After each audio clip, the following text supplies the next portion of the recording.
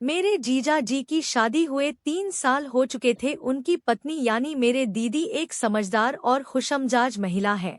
वे दोनों एक छोटे से शहर में रहते हैं, जहां उनका खुशहाल जीवन बीत रहा था। एक दिन मैं गर्मी की छुट्टियों में उनके घर रहने आई। मैं शहर में पढ़ाई कर रही थी, लेकिन मेरी मासूमियत और खिलखिलाती हंसी में अभी भी गांव की ताजगी थी। मेरा वहां आना मेरे जीजाजी और दीदी दोनों के लिए एक नया ताजगी भरा अनुभव था। जीजाजी को मेरी चंचलता और नटखट अंदाज ने हंसने पर मजबूर कर दिया। मेरी बेफिक्री और मेरी बातें जीजाजी के दिल को कहीं ना कहीं छूने लगी। एक शाम जब जीजा जी बालकनी में बैठे थे, ठंडी हवा के साथ बारिश की हल्की फुहारें उनके चेहरे पर गिर रही थी, तभी मैं वहां आ गई। मैंने कहा, जीजा जी आप हमेशा इतने शांत क्यों रहते हैं?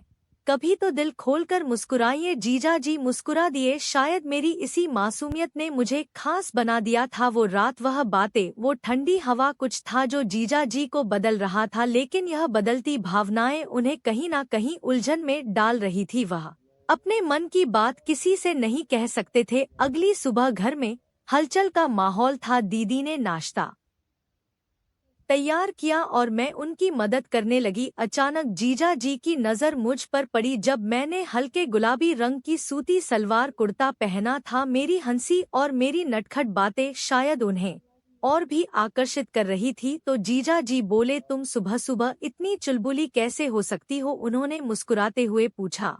मैंने हल्की शरारत भरी नजरों से उन्हें देखा। क्यों जीजा जी, आपको मेरी हंसी अच्छी नहीं लगती क्या? नहीं, ऐसी बात नहीं है, उन्होंने थोड़ा असमंजस में कहा। तुम्हारी हंसी में वह ताजगी है जो शायद इस घर में कमी थी। उनकी इस बात ने मेरे दिल को कहीं ना कहीं छू लिया। मैं समझ नहीं पा रही थी कि यह महज एक तारीफ थी या कुछ और। रात को हम सब छत पर बैठे थे। चांदनी रात थी, ठंडी हवा चल रही थी और तारे जैसे किसी अनकहे राज की गवाही दे रहे थे। मैं जीजा जी के बगल में बैठी थी और दीदी हमसे कुछ दूरी पर अपने फोन में व्यस्त थी। जीजा जी बोले, तुम्हें पता है, तुम्हारे आने से यह घर और भी हंसता खिलखिलाता लगने लगा है। उन्होंने धीमी आवाज में कहा। मेरे दिल की धड़कनें तेज हो गई। मैंने उनकी ओर देखा। उनकी आंखों में एक अलग ही चमक थी। वह पल, वह एहसास कुछ था जो हमें और करीब ला रहा था। कुछ दिन और बीत गए। दीदी की व्यस्तता बढ़ती जा रही थी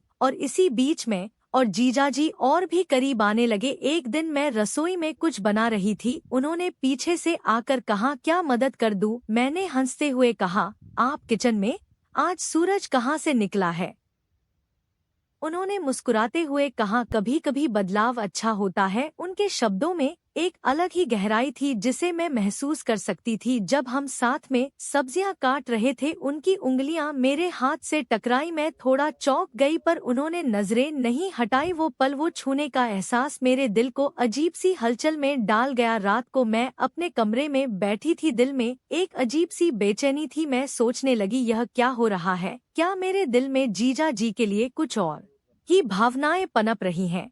अगले दिन हम सब पिकनिक पर गए। जंगल के रास्तों में झरनों की कलकल और पत्तों की सरसराहट के बीच हमारे दिलों की धड़कनें और भी तेज हो गई। जीजा जी का मेरे करीब आना, उनकी नजरों का मेरे चेहरे पर टिक जाना, यह सब कुछ नया था, कुछ अलग था। पिकनिक के बाद मैं और जीजा जी और भी करीब आ गए। हमारी नजरों में अब वह झिझक नहीं रही। एक रात जब सभी सो रहे थे, मैं बालकनी में खड़ी थी। चांद की हल्की रोशनी मेरे चेहरे पर पड़ रही थी। तभी जीजा जी भी वहां आ गए। उन्होंने धीरे से पूछा, तुम सोई नहीं? मैं बोली, नहीं, नींद नहीं आ रही। मैंने हल्की मुस्कान के साथ कहा। वो पास आए और मेरे करीब खड़े हो गए। उनकी नजरें मेरे चेहरे पर थी। कुछ पलों की खामोशी के बाद उन्होंने कहा, तुम्हारे बिना यह घर सूना लगने लगेगा जब तुम वापस जाओगी। मेरे दिल की धड़कनें तेज हो गई। मैंने उनकी ओर देखा। उनकी आंखों में वह कशिश थी जो मेरे दिल को बेचैन कर रही थी। मैं चाहकर भी कुछ नहीं बोल पाई। तभी एक हल्की हवा का झोंका आया। मेरे बाल उड़कर उनके चेहरे से टकराए। उन्होंने अपने हाथों से मेरे बालों को पीछे किया और हमारी नजरों का मिलना वह एक अनहा वादा था। वह रात के बाद से हमारी खामोशियां और भी गहरी हो गई। जीजा जी का मेरे करीब आना, उनकी धीमी आवाज में बातें करना मेरे दिल को और भी बेचैन कर रहा था। एक दिन जब दीदी घर पर नहीं थी, हम दोनों अकेले थे। जीजा बोले, तुम्हें मेरे बिना यह घर कैसा लगेगा? उन्होंने सीधा सवाल किया। मैं चुप हो गई। मेरे दिल में एक तूफान था। मैं बस उनकी ओर देखती रही। हमारी नजरों का मिलना एक अधूरी मोहब्बत की दास्तान को बयां कर रहा था। लेकिन यह खामोश मोहब्बत कब तक चल सकती थी? दीदी ने भी धीरे धीरे हम दोनों के बदले हुए व्यवहार को महसूस करना शुरू कर दिया था। एक दिन जब मैं और जीजा जी अकेले बैठे थे, दीदी अचानक कमरे में आई और हमारे बीच के नजदीकियों को देखकर चौंक गई। उनकी आंखों में शक और दर्द का साया था। क्या हमारे रिश्ते का यह सफर यहीं खत्म हो जाएगा, या फिर हम इन खामोशियों से बाहर निकलकर अपने दिल की बात कह पाएंगे? आगे की कहानी अगली वीडियो में।